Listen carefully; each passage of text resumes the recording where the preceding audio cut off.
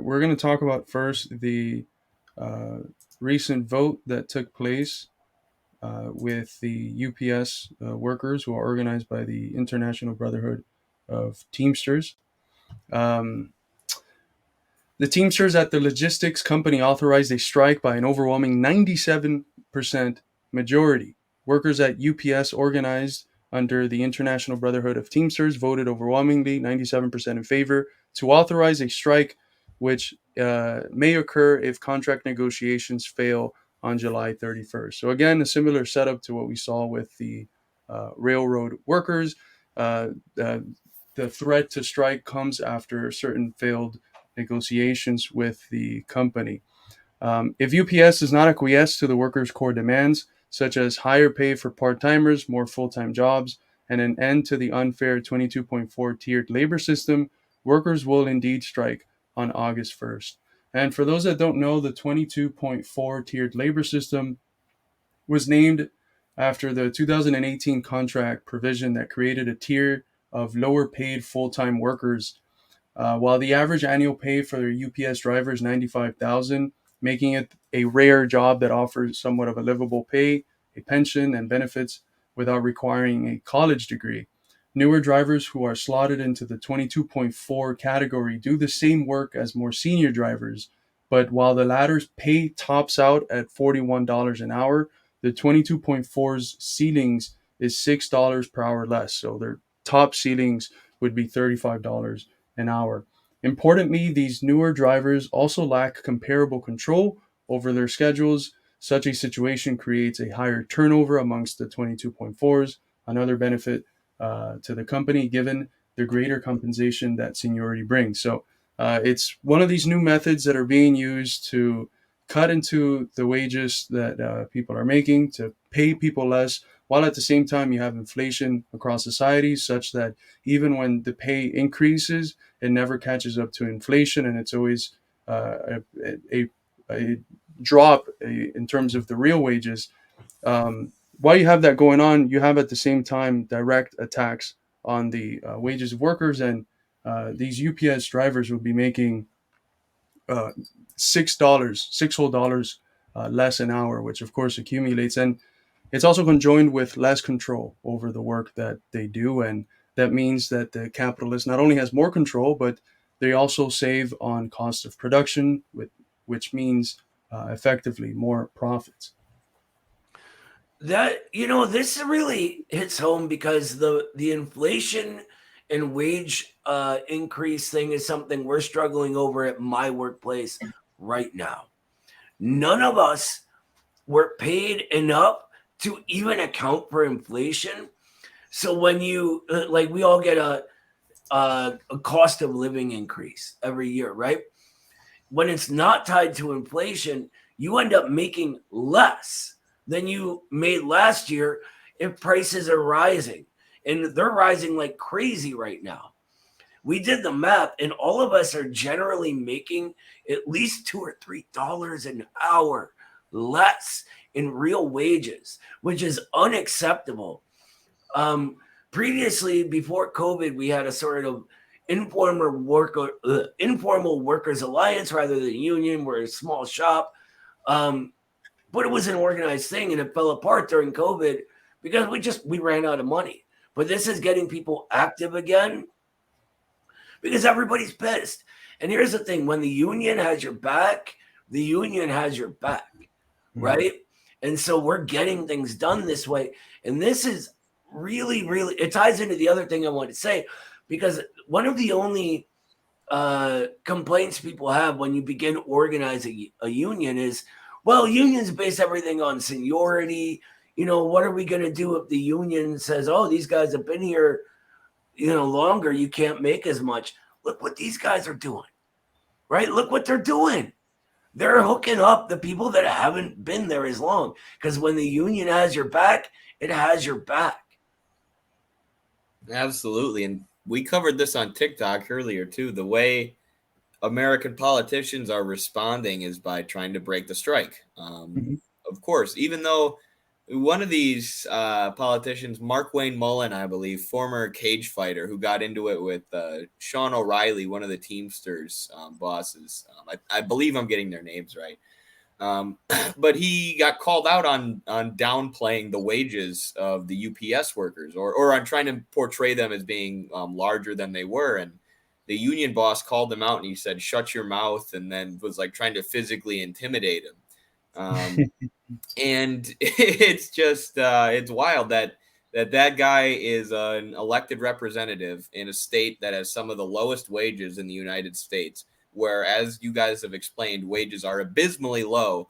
And rather than increase those wages, or rather than try and serve his constituency, he's shouting down the unions and trying to intimidate the unions and break the strike. So this is why we need to band together and be strong in the face of that crap, because class struggle is always going to involve the ruling class, their side of the struggle as well. They're always going to try and break you down and gaslight you, for lack of a better word. You're stupid, you're privileged, you want air conditioning, you selfish workers, your wages are already high enough. All this nonsense from somebody who's rich and pampered and is making tons of money from our taxes and our hard work and labor. Absolutely. And it's these are things that are repeating themselves. It happened. The largest coverage it got was with the rail workers, where the federal government stepped in to try to mediate the negotiations. They couldn't do that. The workers voted democratically to use strike as as an instrument in their bargaining for the things that they desired, and then the federal government illegalized their capacity to strike. I wouldn't be surprised if something potentially similar ends up happening here, just because of the influence that the UPS workers have on the economy. But yeah, Sean O'Brien he got elected in the last elections for the Teamsters. He's the first candidate to the first candidate after a long time of Hoffa, and then specifically Hoffa's son. And even though this is UPS, Sean O'Brien has pledged to send all of his members on strike if the company refuses to eliminate the tiered system. By the way, I'm wearing a Teamsters local shirt today, just for the segment. I have a few of them, but I wear them with pride. The article, and this is, by the way, from People's Dispatch, and the comments from on the tiered system, they come from an article from Alex Press. I just wanted to give credit, but their strike could have massive repercussions as UPS workers move 6% of the GDP in the U.S. UPS is the largest private sector union in this country and really can set the standards for everyone. It's not a well-kept secret that once we get the best contract possible, which may not include having to strike, we're planning on taking to Amazon and leading a unionization effort there. And that was from Kyle, a UPS worker organized with the Teamsters for the last 12 years in Westchester, Pennsylvania. So again, it's not just a narrow craft struggle. They're realizing that their interest in their specific craft, in their specific field, is tied to the interest of workers in other fields. And that's a fundamental step forward into a much more class conscious expression of the consciousness you see in this rising new militant labor movement. I think it's quite historic. The historic is the exact right word. We're witnessing people on the edge of a mass class consciousness. And this is one of the reasons we're always so critical of the left, because they're getting left behind. Yeah. Right? They're so interested in middle class bickering that they can't see what's happening in the world and the real class struggle going on. They're always talking about how we need local connections. Get them. They're there for all of you. For all of us. I saw a comment a minute ago where he was talking about how he's in West Virginia, in Trump country, and he's gotten support from everybody around him by just talking to them and treating them with humanity, rather than shaming them and arguing with them. That's what we need right now. We need a force that can unite all of these working class people and show everybody that it's not just within similar fields, it's all of us that have the same interest. I would not be surprised if Taft-Hartley gets directly attacked in the next couple of years. Mm. Right? I really think we'll be able to just start having solidarity strikes. They start with things like organized call-offs, right? Yeah. But they keep going if you have a concrete institution able to drive that and organize it. And it's really not that hard. You make a couple phone calls, right? Yeah. You call the Teamsters, you go, how can we help? And then you call another union and go, okay, you can do this. Another one, you can do that. It's all just about organization. Right. Yeah, and like when they do go on strike, go stand on the picket line with them and bring them food. Say I'm here with the Communist Party, or I'm here with the labor club, of the Communist Party, whatever. And you'll talk, like, just warning you. I know everyone in our audience probably is okay with this, but a lot of leftists wouldn't be. You're going to meet Trump supporters on the picket line, but it's about class struggle, not necessarily the politics, and talk to them and you'll see why they voted for Trump. A lot of them feel sold out by neoliberalism. A lot of them are older union guys who used to vote Democrat before Bill Clinton. Before the Democrats abandoned the labor movement. Trump promised to be a labor president, which he wasn't, but, a lot of people took a chance on him, and a lot of people were let down. But, and I also think that this whole thing with the UPS and the fact that they're now coming for Amazon, it shows the real importance of Noah's theory of reproletarianization, because I really reject this idea that it's, the service workers and, transport workers and all these workers who are vital to the American economy today aren't real proletarians. They are. This is what the proletariat is now. Obviously, we need to get to the industrial unions too. We need to get to agricultural workers as well, for sure. But, transport workers, delivery workers, the service industry, Amazon, this is a huge, huge part of the American economy nowadays. And they're getting organized. Like, that's where the revolutionary energy is a lot of it's at Starbucks and Amazon. And it's partially because the wages for these workers are so freaking abysmally low. So to reject what they're doing I think would be a huge strategic blunder for communists. Instead, we should embrace it, urge them on, and forge as deep a connections with them as we can. Here's a really good comment from our comrade Louis. He says, I was surrounded by Trump supporters in UAW.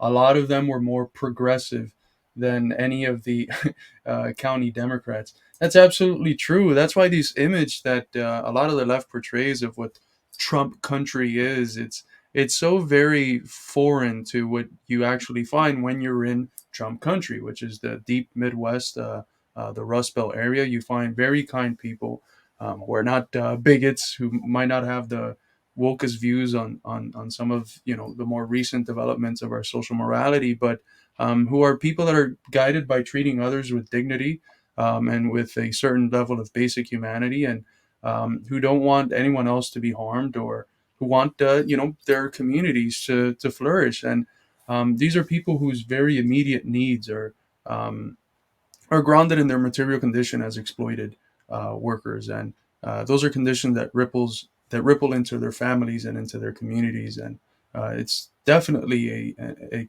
area of American society that could be organized in a revolutionary manner. 1,000%, brother. It's wild, and we say this all the time, right? I flip Trump people left and right. Like, it's easier to talk to working class Trump voters than it is to talk to the remnants of the middle class who call themselves communists, right? They're so concerned with their middle class interests that align with our bourgeoisie that they completely miss the fact that this country is in a direct struggle right now. The struggle is becoming incredibly acute. People cannot keep going on in the old way. The stability of the middle classes is gone for almost everyone.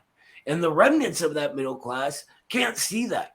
They can't see out of that middle class and push that and sort of project it onto everyone else, We'll be talking next week with Chris Townsend, who recently wrote a wonderful article for Marxism Leninism Today on the 1933 Communist Party Extraordinary Conference, where they tackled the question of why was it that the character of the Communist Party was primarily centered in the intelligentsia and certain petty bourgeois elements, and they agreed that while they were making some advances in order to make more qualitatively progressive advancements, they needed to reroute their organizations and ground themselves in the working class. And so there was this big movement where everyone agreed to ground themselves in the development of the labor movement, to pick leaders in the party that come from the labor movement, so that any semblance of petty bourgeois consciousness can be avoided. And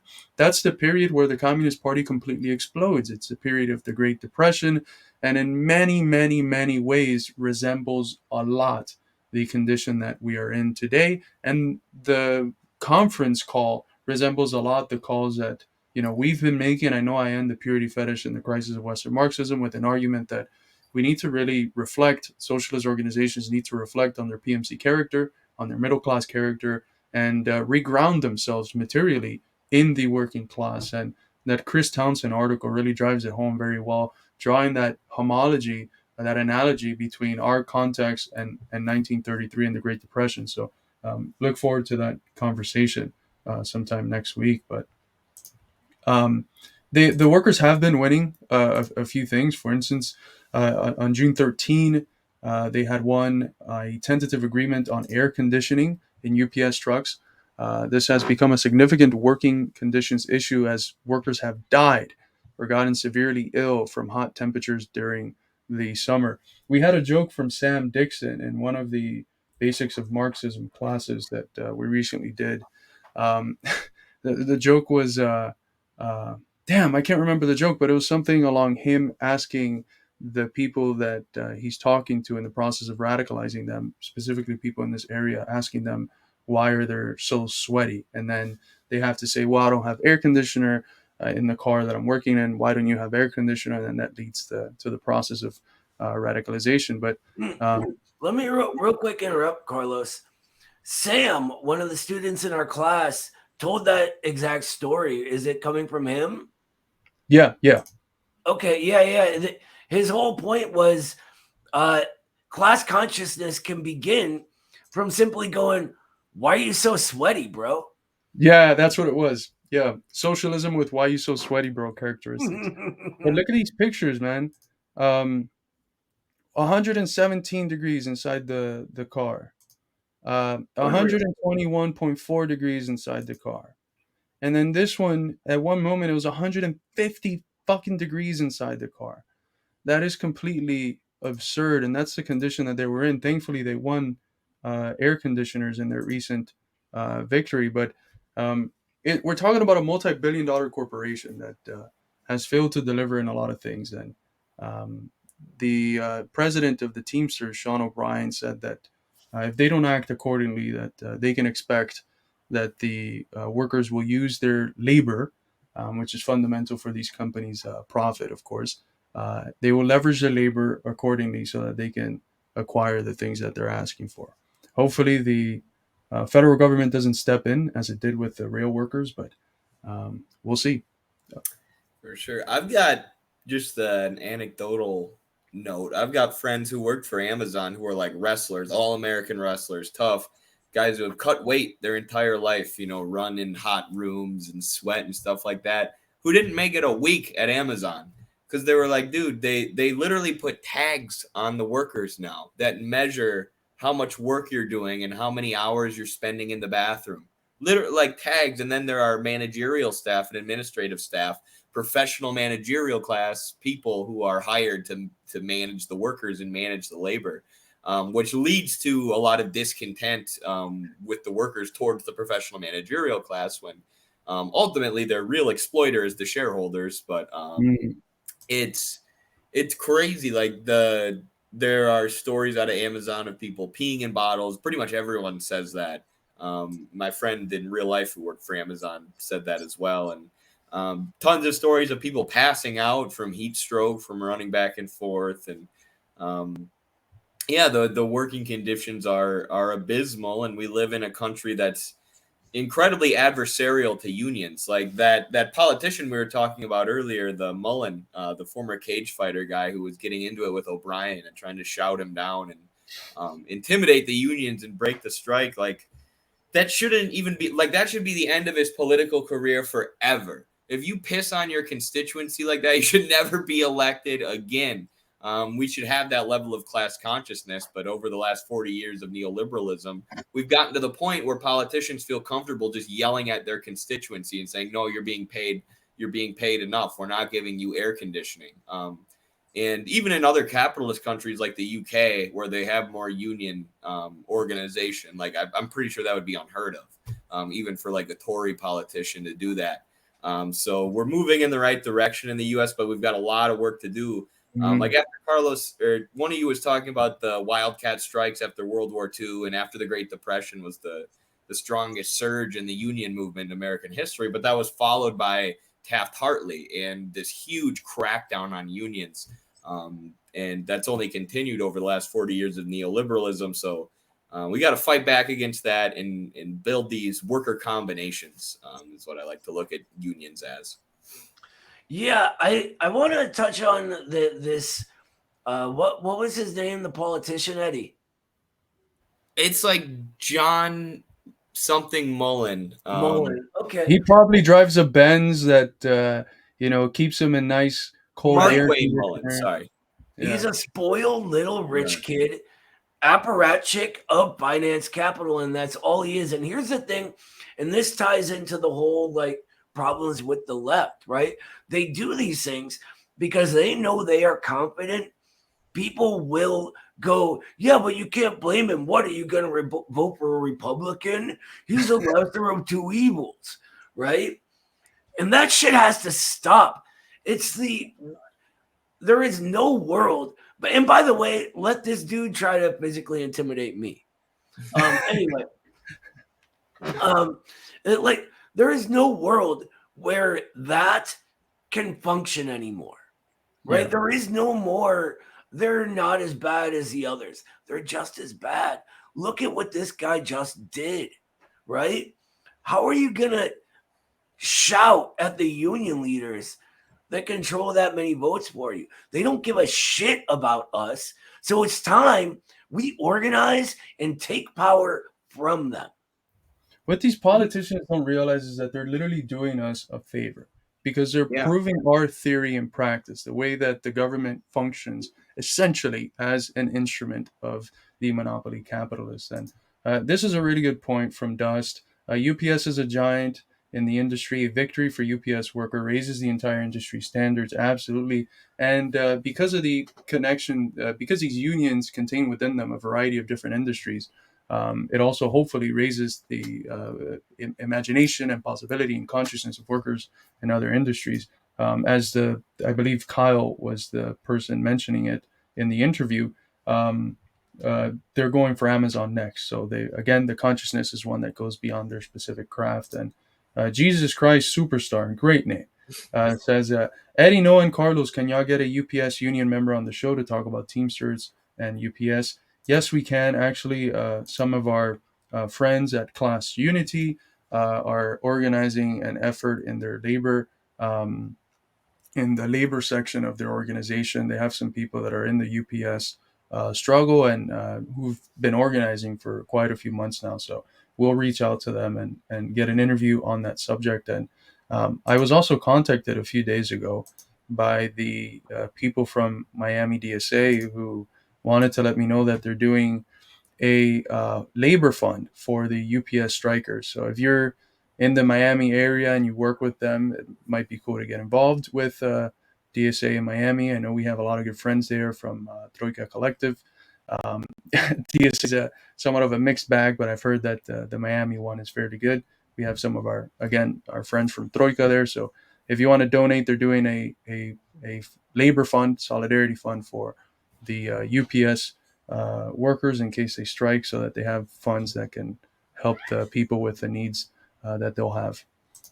It's so interesting that in Miami, in the heart of anti-communism, you have like the best DSA club in the country.